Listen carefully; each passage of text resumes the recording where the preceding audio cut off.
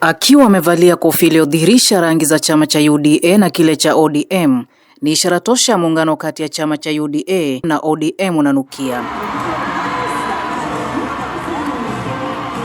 Rais Ruto ambaye anaendelea kunwa makali ya chama cha UDA huku kile cha ODM kikiendelea kupoteza ladha yake, amepewa idhini kuanza rasmi mazungumzo ya kuandaa muungano na chama cha ODM. The National Governing Council hereby concurs with the decision of the National Executive Committee mandating the party leader to commence structured negotiations with the Orange Democratic Movement Party, ODM. Ngoma ya kura za mwaka 2027 ikiendelea kushika kasi, harakati hizi zinazidi kusababisha nyufa zaidi kwenye chama cha ODM kati wanaopinga muungano huo na wale ambao wanaunga mkono hatua hiyo. ODM! ODM! Na ODM iko ndani ya broad-based government. ODM can never be the party by broad-based, for broad-based, and in the interest of broad-based.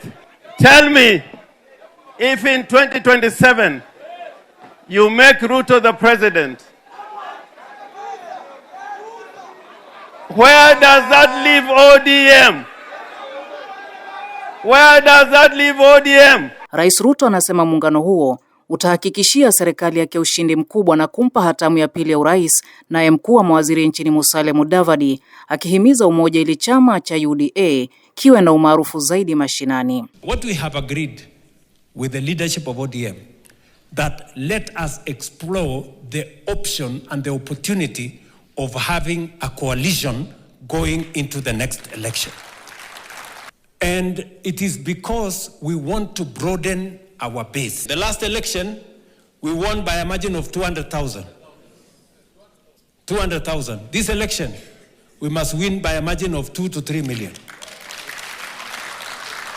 Ndio tuunganishe Kenya, tutembee pamoja. Lengo langu na ombi langu ni kwamba tuwe na umaarufu kama UDA hapa mashinani, ili nguvu ambazo tunahitaji kutoka kwa rais kwa mambo ya kimataifa zisipunguke. Sio chama cha UDA pekee ambacho kinajimarisha kwa kunadi sera zake kwa wananchi.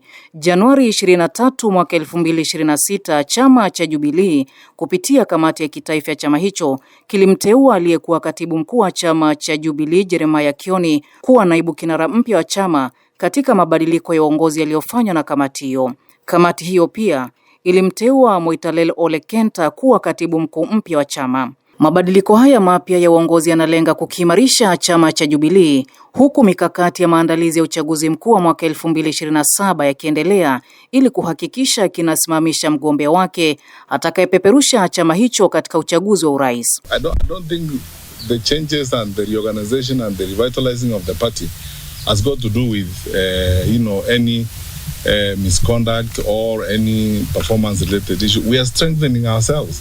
In fact, our Secretary General is moving to newer, more demanding, expansive responsibility. I always believed in Jubilee. I believed in what the track record, and I believed that it can attract people who can be able to offer alternatives to this country. Ni mabadiliko ambayo yanajiri miezi michache baada ya Rais mstaafu Uhuru Kenyatta ambaye ndiye kiongozi wa chama hicho kumkosoa Kioni hadharani kutokana na kauli zake kali na za matusi dhidi ya viongozi wengine, hali ambayo iliyotajwa kudhoofisha msimamo wa chama. Nikiripotia Coco FM, mimi ni Janet Mumbi. Coco FM, ladha ya Pwani.